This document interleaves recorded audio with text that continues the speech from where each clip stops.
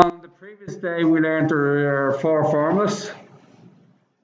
First formula is phi equals u plus at.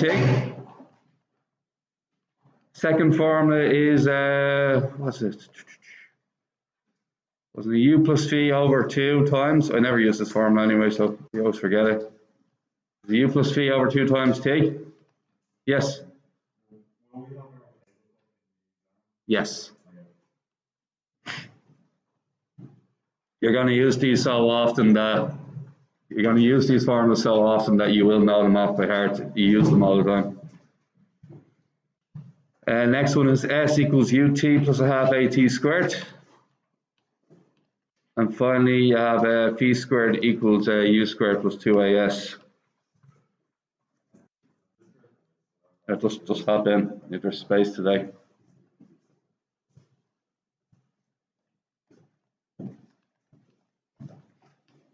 Okay. The car accelerates from rest. That implies your u value is 0 to a speed 20 meters per second. Phi equals 20. It then continues at this constant speed. Calculate the acceleration, the distance covered during the acceleration. So we can do parts 1 and part 2 quite easy. So A, that's T. T is 5. So very easy, just use phi equals u plus at for the first part. So we get phi equals 20 plus 0 times a times 5. 5a equals 20. 4 meters per second squared. Okay, happy days. Now, I have a choice in the next one. I can use phi squared equals u squared plus 2as, or I can use s equals ut plus a half at squared. So you have a choice of two formulas, okay? For part 2, you'd be able to use this one, or you could use this one. So I'm going to use this one because I don't have to rearrange anything. I just have to input the values, okay? So it's no big deal. So we're going to get s equals ut, so it's going to be 0 times 5 plus a half. A is 4 times t squared is 5 squared. Then s equals half of 100, which is 50 meters. The total time taken, given that the total distance covered was 1/4 of a kilometer, or 250 meters. What happened after the acceleration phase of the process? What happened then? You travel at a constant speed, okay? So if you travel 250 meters in total, and the first 50 meters were spent accelerating, this implies you spent 200 meters traveling at constant speed. So this is junior cert stuff here. Speed equals distance over the time taken. So sorry, time equals distance over speed. So what speed were we going again? 20. So 200 divided by 20, 10 seconds. But that's not the question. What does it want from you? It wants the total time. So what's the total time then?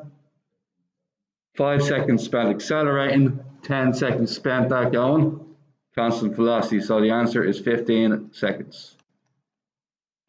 Okay. Okay, let me get this called UVAST, U-V-A-S-T. The car accelerates at 3 meters per second squared from rest, implies that's 0, to a speed of 60, implies that's 60. It then travels at a steady speed for 60 meters per second for 75 seconds. So there's 3 different stages in this journey, okay? So essentially there's 3 different UVASTs in this full question. The blue is the steady stage, where U is 60. Your phi value is also 60. You have no acceleration because you're traveling at the same velocity, and you traveled at that speed for 75 seconds. Okay? And then finally, we have the deceleration stage where your U value is 60. You decelerate to rest, which means your phi value is 0. Your A value is, we don't know. Oh, but we know the S is 150. Time spent decelerating, the total distance covered, and the average speed for entire journey. All right. If it wants me to do the time spent decelerating, that means I'm on the green data. Okay? So I need to use the green data to figure that out. I have enough information to use phi squared equals u squared plus 2as. So that should help me out there. 0 squared equals 60 squared plus 2a times 150. Move the 60 squared over the other side, it's going to be minus 3,600. That is going to equal 300a. And then 3,600 divided by 300. 12 meters per second squared.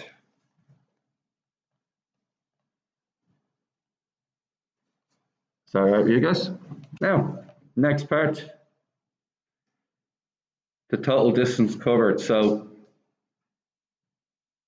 what I'm going to have to do is going to have to spend a bit of time on the red section and the blue section to find distances. So in the red section, if I use phi squared equals u squared plus 2as, I can find the time spent, the distance while accelerating. Just going to finish off part 1 now. And what I'm going to use is, I've used phi squared equals u squared plus 2as to get the deceleration, which is now minus 12. I can back that up by using phi equals u plus at to find the time taken. So 0 equals 60. At is going to be minus 12t. 12t equals 60. And t will therefore equal 5. Is that okay? Now I have the full yellow, the full green data set for deceleration.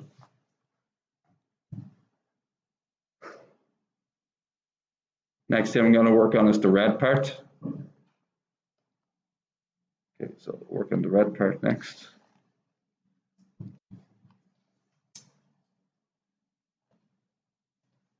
And when I do the red part, it's for the middle section, or sorry, the starting section. So I'm going to need distance and time. So I'll do the same trick again. 60 squared equals 0 squared plus 2 times 3 times s. Oh, it's meant to be red.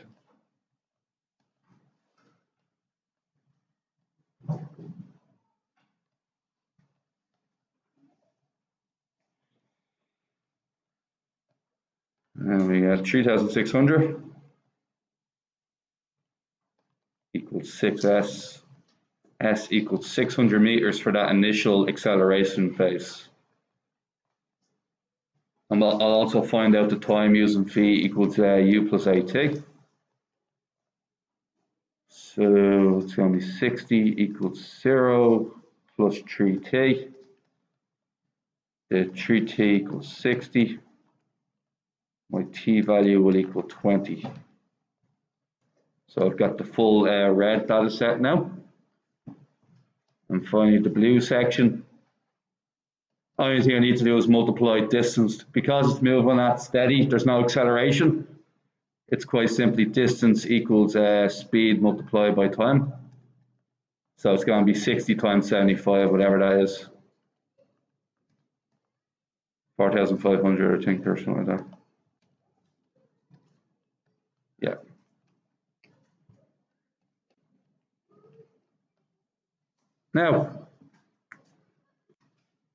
Next thing we got to do is find the total distance covered. It's your 600 plus your 4,500 plus your 150, which should amount to 5,250. Is that okay with you? Anything wrong with it, or is it correct? We're good? All right. 5,250 meters when you add the three green sections together. Oh, sorry, the three highlighted sections together. Average speed is total distance divided by total time. Total time for me is 100, because all three sections add to give you 100. And so it's going to be total distance over total time. So it's going to be 5,250 divided by 100. So part 3 is speed equals distance over time. 5,250 divided by 100. 52.5 meters per second. Okay, car starts from rest with uniform acceleration and reaches the velocity of 27 in 9 seconds. 0, 27, t is 9. We're going to start with v equals u plus at. 27 equals 0 plus a times 9. 9a equals 27. Therefore, a has to equal 3 meters per second squared. So the a value is 3. The brakes are then applied and it comes to rest with uniform deceleration after traveling a further 54. So we'll do the deceleration up here.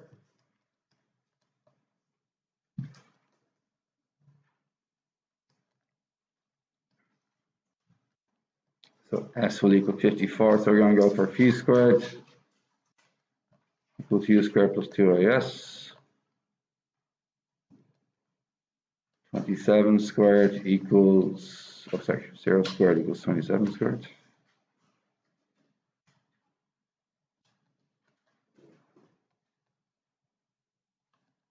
To a multiplied by 54. 108a equals 27 squared. 729.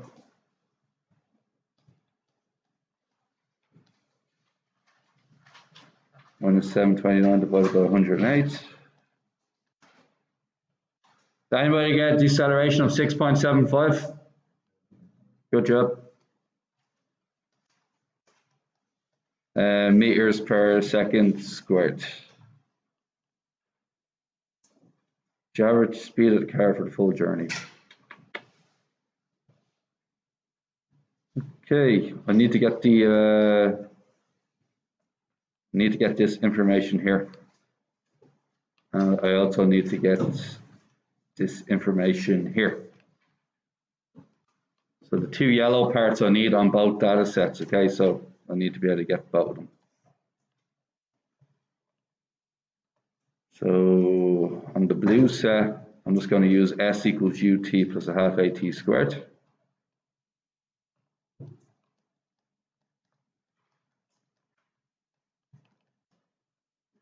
S equals 0 times 9, so half 3 times 9 squared.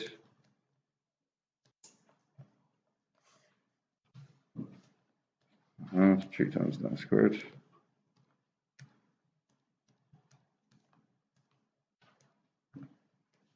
$121.5.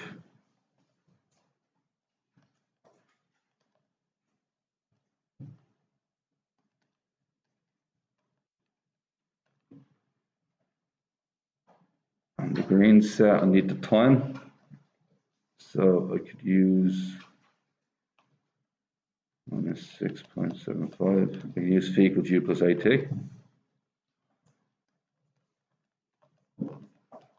And I can get 0 equals 27 minus 6.75t. And 6.75t equals 27, t equals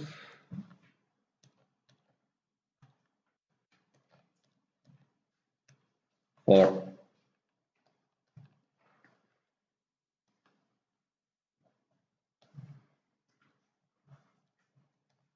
Now for part 3, you're going to need total distance over total time. What's the total distance, lads? What do you get? Yeah. 175.5 all day long. Divided by total time, which is 13. And what do we get here? 13.5 meters per second.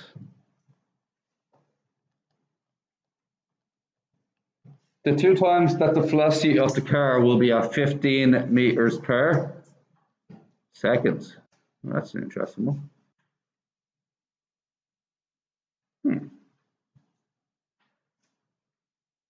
Yeah, on the way up and then on the way back. I'll just pause it here for a second. So what we have next, guys, is I'm going to reuse my data.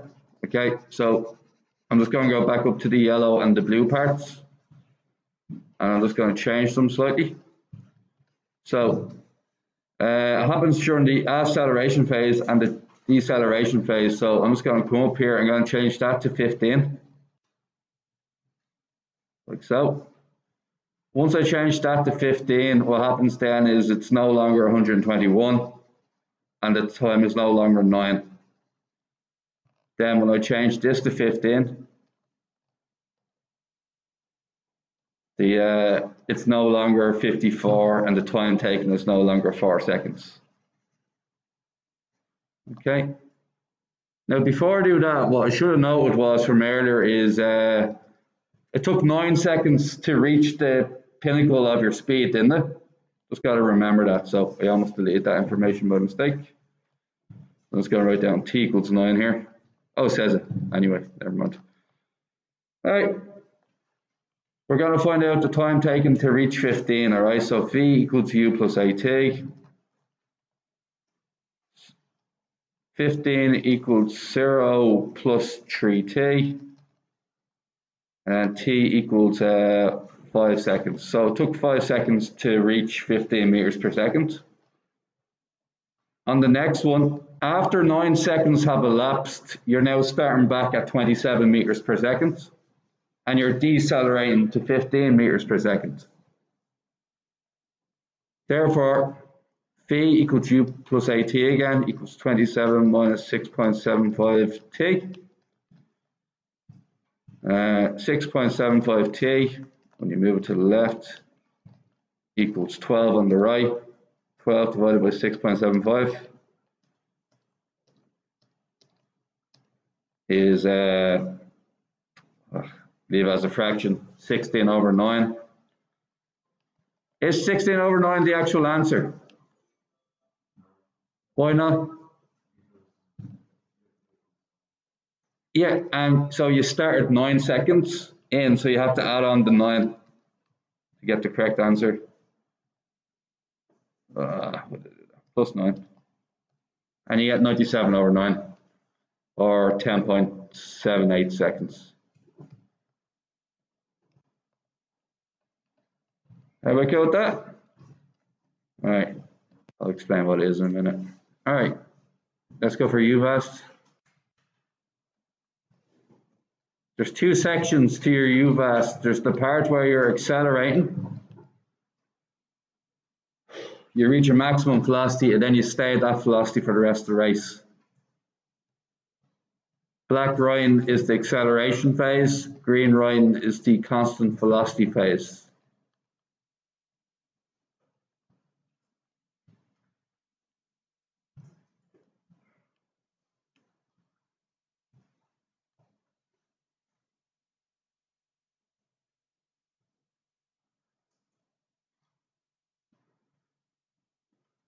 No idea. T is no idea.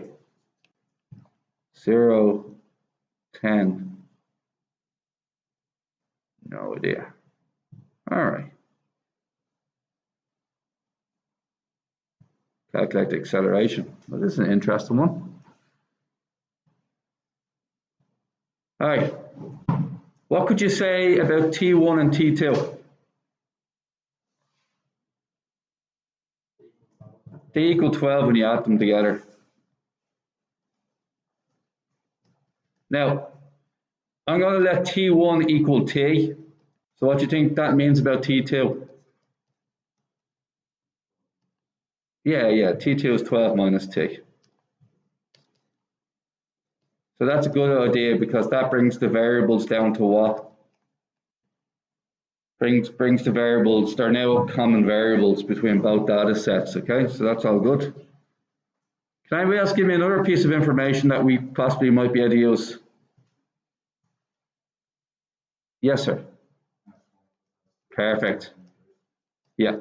The distance spent during the acceleration phase and the distance spent in the constant velocity phase have to equal 100 meters. What equation do you think you're going to choose? Would you choose phi equals u plus at? Would you choose phi squared equals u squared plus 2as? Or would you choose s equals ut plus a half at squared?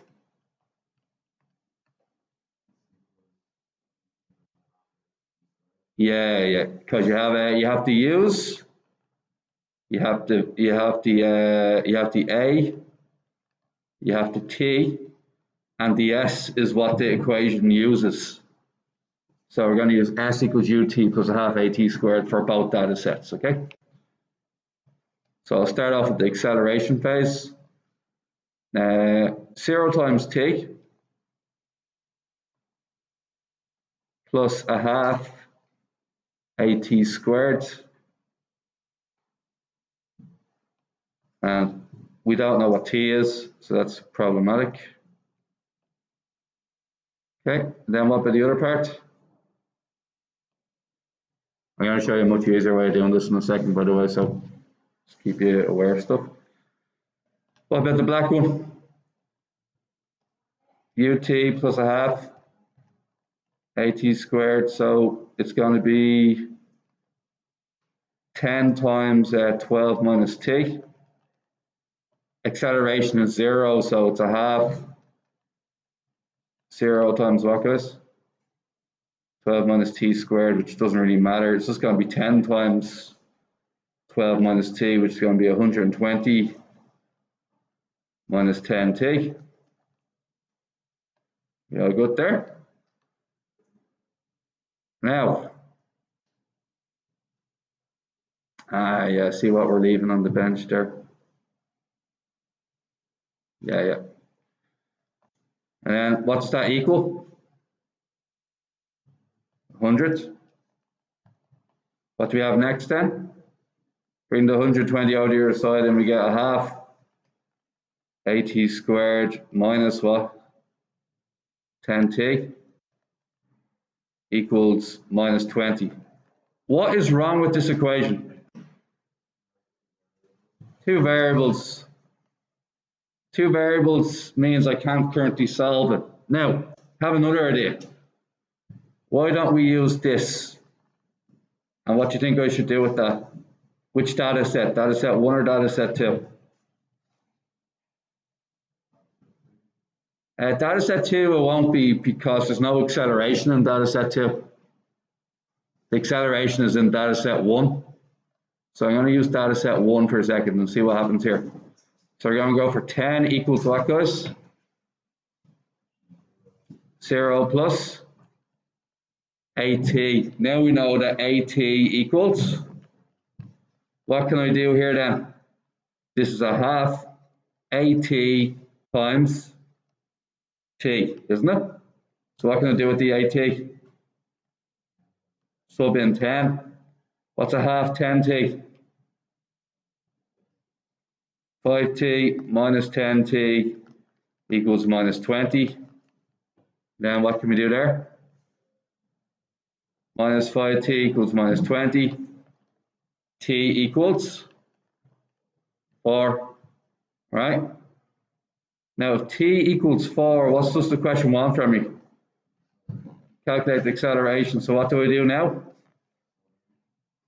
So we get 4a equals 10, a equals 2.5 meters per second squared. Would you agree it was a bit of a battle? It was a bit of a battle, but we could do it what's known as the conventional way. I'm about to show you a different way, and my plan is that this different way will be a lot quicker and a lot faster. So let's give it a go. Any questions on the conventional way? Yes. Guys, round 2, we're going to do this a slightly different way. Okay. So we're going to use what's called a distance time graph.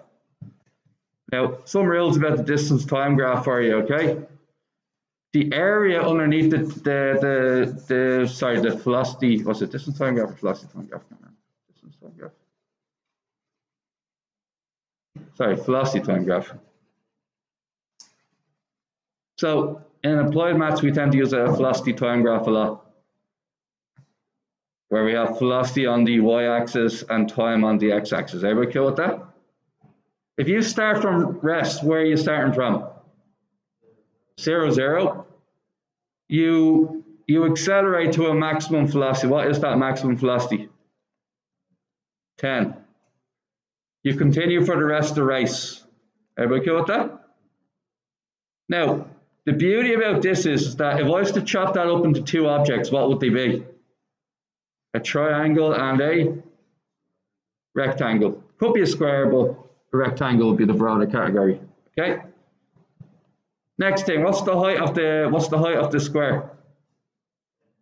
10. What's the height of the rectangle? 10. And like we did earlier, if T1 is T, what's T2? What's T2? Ah, okay. Now, here's the beauty of this. And you're going to find we're going to get this answer really quickly. That's T and that's 12 minus T. The area contained within the rectangle and the triangle is the distance covered. So can everybody tell me what's the triangle plus the rectangle equal? 100. How do you get the area of the triangle? Half base times height. The area of the triangle, the area of the rectangle. Yeah, 10 times 12 minus T. Haven't really done much thinking, have I? Now, 5T, what's here? 120 and, oh man, this is so much quicker. Here over the other side, minus 5T equals minus 20T equals 4. That is considerably faster. So, when you're in a test, you got to think about velocity time diagrams just as much as you do the conventional method, okay? So, I didn't complete the question yet, have I? Acceleration, right? 0, 10, I goes v equals u plus at. Will you close the door? We can leave it closed for a few minutes. Won't break the bank. And then we get 0 plus 4a. And once again, 10, that's 10. And then a equals 2.5 ms minus 2. So when you're in an exam, it's not so much you can do the question, it is sometimes you need to pick the most efficient route to the question. And you need to know which technique is better, okay? So, in this question, right, maximum speed of 40, accelerates, and then maximum deceleration. The car has to travel rest to rest. Minimum time. I'll give you one hint for this. If you're doing this in the minimum time, what does that mean? Accelerate like crazy and then jam on the brakes and decelerate like crazy. There will be no constant velocity part to this question. Do you understand? The diagram I just put on the board is when you gradually accelerate to a maximum speed, You stay at that maximum speed and then you drop back down again. Do you know that? But in this case, will it look like that? What will it look like? A big triangle, okay? And are the triangles, is it symmetrical triangle? Which one's steeper? No, acceleration is only 2. So acceleration is going to be nice and gradual, but the deceleration, guys, really, really sharp. So you're gonna have less. Your distance spent decelerating is going to be less than your distance spent accelerating, right? So just imagine a different question completely, not this question, okay? And what I have is a system here where I say my acceleration, for argument's sake, is 2 meters per second, okay? And my u value is 0, my phi value is, let's go for 100, okay?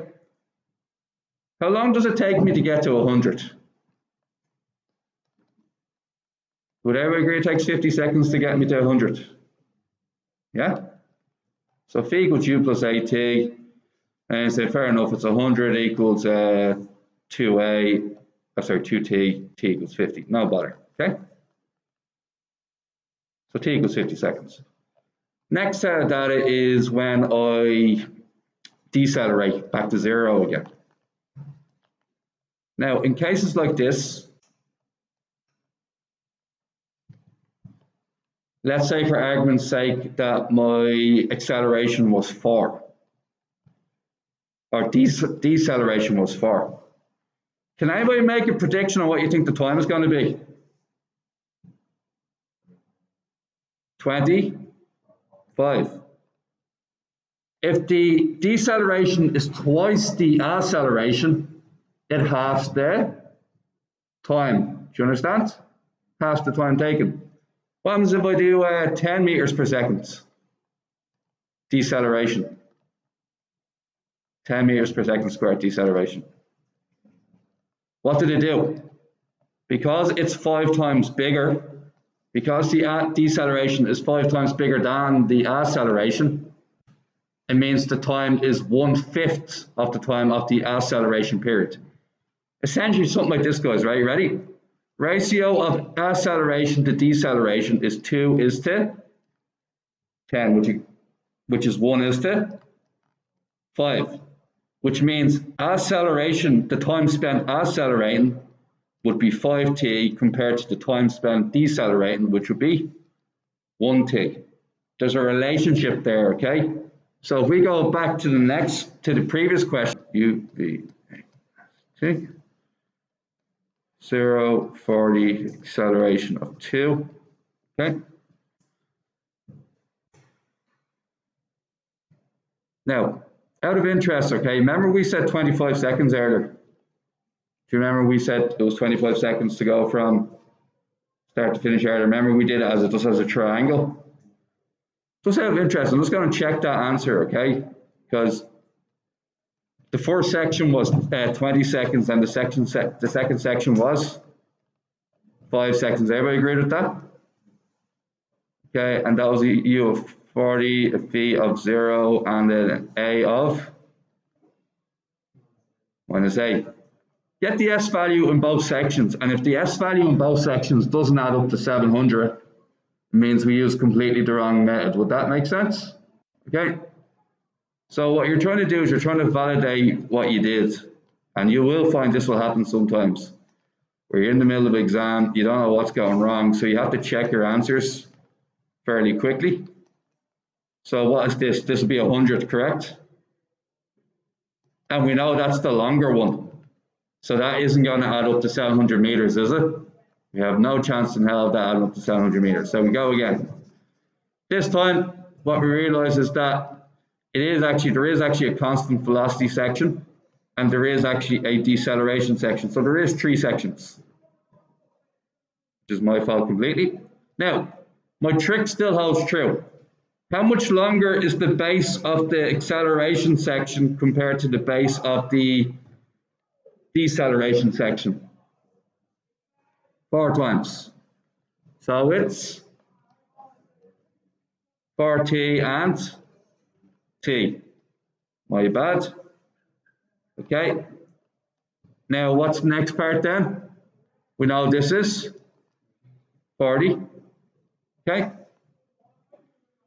And we can actually find the times taken in the first and second part because we have the full data, don't we? So, how long does it take to go from 0 to 40 is 20 seconds, so that's still 20, that's 20 seconds. Makes the last section 5. Call the middle section x. The time taken in the middle section can be x. And the height there is 40. What is the triangle plus the rectangle plus the other triangle? We'll keep going. Huh? 700, exactly. So what's a half base times height here? A half 20 times 40? Huh? 400. 40 times x plus 40x. A half base times height of the final triangle. A half 5 times 40. Huh? 100. And look, it works out really well now. 40x equals 200. X equals 5. So it was 5 seconds in the middle section. And 5 seconds in the middle section is what then, guys? Huh? 30 seconds total. All right, great. One lesson to take home here is don't make assumptions on a question. When I read that question, I was thinking about another harder question I've done in the past. I end up not reading it properly. All right, guys, one more to go. Get this one to look.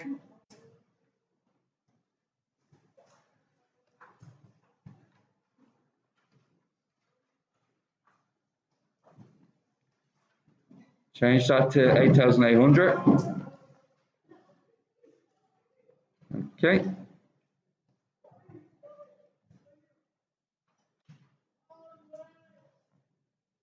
So this one is one of these ones. An acceleration phase, a deceleration phase. 40.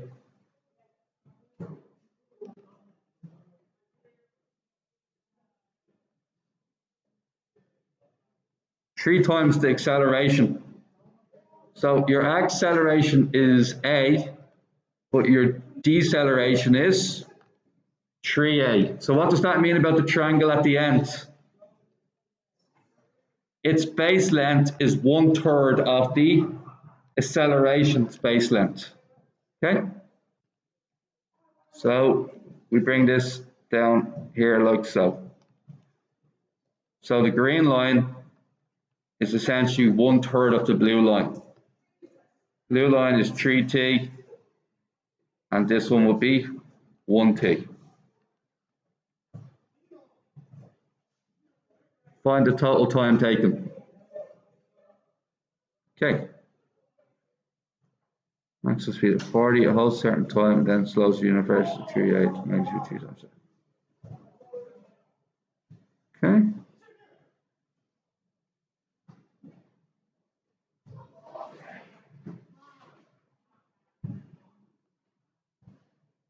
Find the distance in the 3 stages of the journey. Yep. Huh? 8,800 or 8.8 kilometers.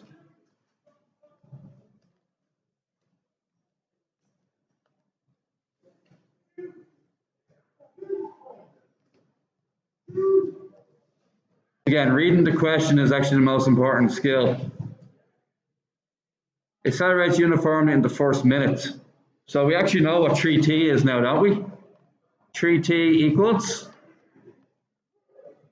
So what does that mean about 1t? 20. What do we call the middle section? X. Now we're in business.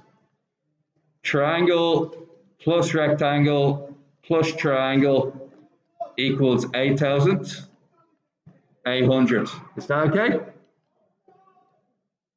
So what we're going to get here, guys, is this. We're going to get a half 40 times 3t plus a half 40 times 3t plus 40 times x plus 40 times a half 40 times 1t, or sorry, half 20 times 40 equals 8,800. And sorry, that's a 60, not a 3t. Okay, so that's 1,200 plus 40x plus 400 equals 8,800. Then divide by 8,800, take away 1,600 is 7,200. 7,200 divided by 40.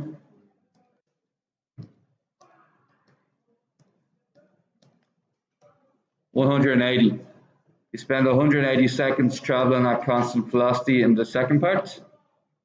So total time is 60 plus your 180 plus your 20, which is 260 seconds.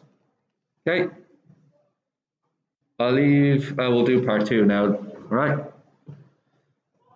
If the maximum speed over the final kilometer of the journey had been restricted to 20 meters per second, show the time taken from rest to rest would have been at least 22.5 seconds longer than before, assuming the same rates of acceleration and deceleration. Okay. What would be the assumption here for our graph? That we actually had to decelerate earlier. Okay. So you're restricted to the maximum speed of the final kilometer of the journey had been restricted to 20 meters per second.